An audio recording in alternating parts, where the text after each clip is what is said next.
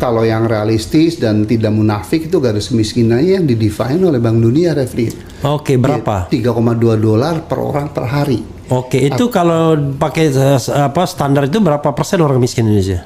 Itu 38%, yaitu 112 juta. Dan itu waktu saya hampir setahun di Cirebon Indramayu, saya rasakan tuh betapa kemiskinan tuh yang benar itu adalah standar Bank Dunia, bukan standar BPS itu. Berdosa besar nih teman-teman BPS atau siapapun yang melaporkan presiden ya. Karena apa? Karena kalau presiden itu diberi laporan bahwa kemiskinan, Pak Presiden tinggal 9,4% lagi, pasti respons beliau lain kalau dikatakan sesungguhnya yang miskin masih 38%. Exactly itu. Ini jolim nih yang melaporkan 1% orang kaya Indonesia itu total kaya 1% nih. Sama dengan 50% kekayaan negara Indonesia ini. 50% kekayaan negara? Iya, kekayaan. Jadi hanya 1% orang terkaya di Indonesia itu. 50% kekayaan negara Indonesia. Total kekayaannya sama dengan 50% kekayaan Indonesia. Kan berapa angkanya itu? Sekali. Itu angkanya yang ada data pastinya gini. 4 orang terkaya di Indonesia, ya kan, kekayaannya sama dengan 40% penduduk Indonesia itu.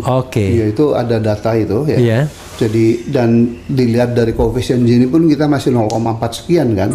Padahal kalau adil kan harus di bawah 0,3. Iya. Itu nah karena kesenjangan yang demikian lebar, kemudian pertumbuhannya pun rendah, harusnya minimal 7% hanya 5%. Kemudian sifat pertumbuhannya pun nggak berkualitas, maka kemiskinan menjadi masif, Refli.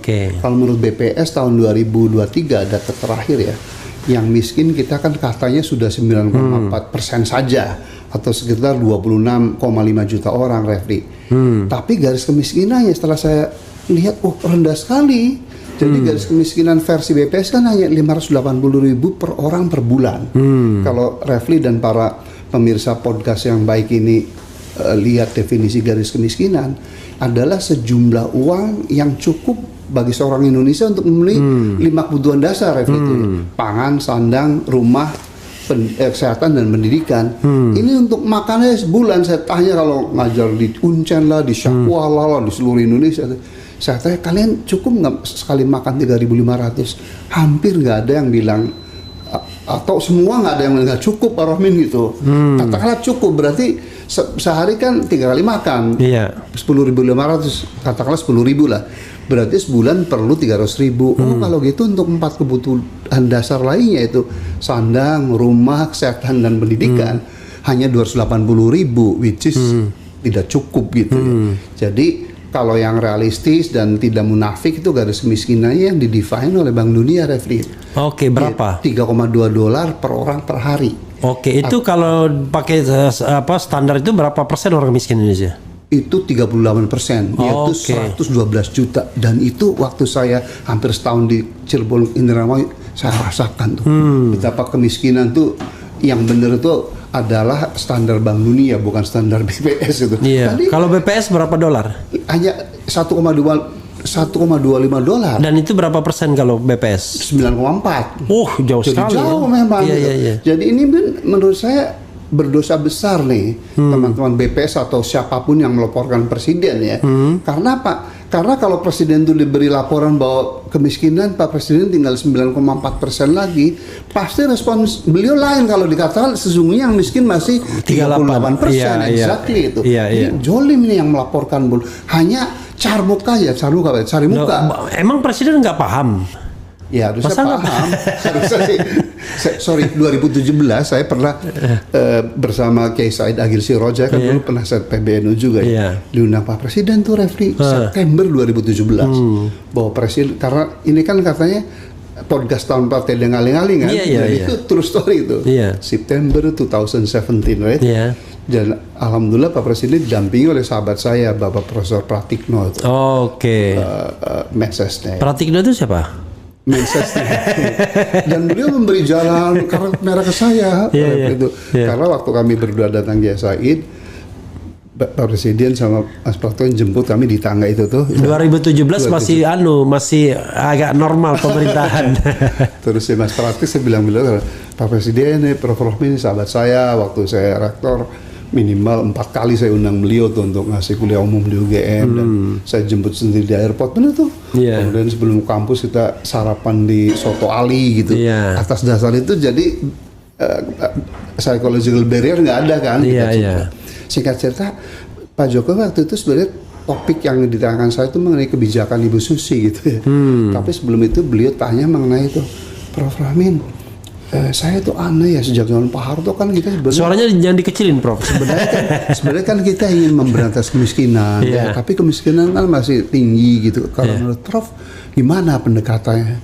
Saya jawabannya seperti kayak Nabi menaik sahabat tuh, bahwa Presiden lebih tahu. Mungkin cuman menurut hemat hijau saya, mungkin pendekatannya harus dibalik Pak Presiden. Maksudnya dibalik kita harus sepakat dulu apa yang dimaksud dengan orang miskin gitu. Lalu saya cerita mengenai garis kemiskinan itu antara garis kemiskinannya versi BPS dibandingkan si versi apa namanya Bank Dunia gitu. Nah jadi Pak Presiden kalau kita sepakat garis kemiskinan Bank Dunia, berarti kan setiap orang tuh harus spending gitu ya minimal $96 Refli. Iya kan? Per bulan. Per bulan 3,2 kali 30 hari kan. Nah jadi kalau kurs rupiah sekarang itu sekitar 1,5 juta lah gitu. 1,5 juta. Nah karena keluarga Indonesia tuh biasanya 5 Refli, yaitu ayah, ibu dan 3 anak kan rata-rata gitu ya. Nah lalu biasanya di keluarga itu pun yang kerjanya ayah Refli, coba buruh pabrik, nelayan, petani gitu. Nah jadi Bapak Presiden harusnya seorang pekerja di Indonesia itu 7,5 juta. Exactly. Wah Refli ini benar-benar cum laude 7,5 juta. Nah lihat Refli, UMR atau upah minimum regional yang paling tinggi kan DKI. Berapa? 4,6. That's explain kenapa competitiveness industri kita rendah. Karena pekerjaannya itu selalu berpikir rumah gitu ya. Ini 4,6 juta hidup di Jakarta dengan anak satu aja nggak cukup gitu. Nah jadi harusnya kita kalau itu sepakat Bapak Presiden, maka Bapak harus instruksikan seluruh menterinya, terutama Menteri Ekonomi itu. Kalau misalnya saya Menteri Pertanian, harusnya Menteri Pertanian sudah punya rumus economic of skill. Petani sawah itu berapa gitu. Nah, menurut penelitian IPB, ini contoh aja ya. Dan FAO tahun 2000, economic of skill usaha padi sawah itu sekitar 1,5 hektar Refli. Kalau 1,5 hektar baru hasilnya tuh 7,5 juta. Fakta di lapang sejak tahun 90, garapan petani sawah di Jawa kan rata-rata 0,4. Jadi siapapun bupatinya, siapapun gubernur, nggak mungkin makmur gitu. I see. Nah jadi itulah pentingnya transformasi struktural ekonomi. Tulisan yang saya kirim ke Refli itu saya tulis di Kompas. Jadi artinya kedepannya kalau negara mau maju tuh sektor primer, entah itu pertanian, perikanan, kehutanan, peternakan tuh memang harus jumlahnya sedikit Refli, tetapi dia modern. Nah, pertanyaannya, lalu surplus tenaga kerja dari sektor pertanian dikemenakan, itulah transformasi sektor ekonomi. Sektor sekundernya, manufakturnya dikembangkan Refli. Nah jadi harusnya saya bilang waktu itu bahwa Presiden bisa menepuk dada semua kalau income rakyat Indonesia itu minimal 7,5 juta. 7,5 juta per bulan. Kalau pendapatan per kapita berapa berarti itu? Pendapatan per kapita dikalikan 12 saja ya. 12. Tapi pendapatan per kapita sekarang kita kan hanya 4.900 Refli. Jadi itu kita masih masuk dalam negara berpendapatan menengah menengah lewat sedikit. Menengah lewat sedikit aja.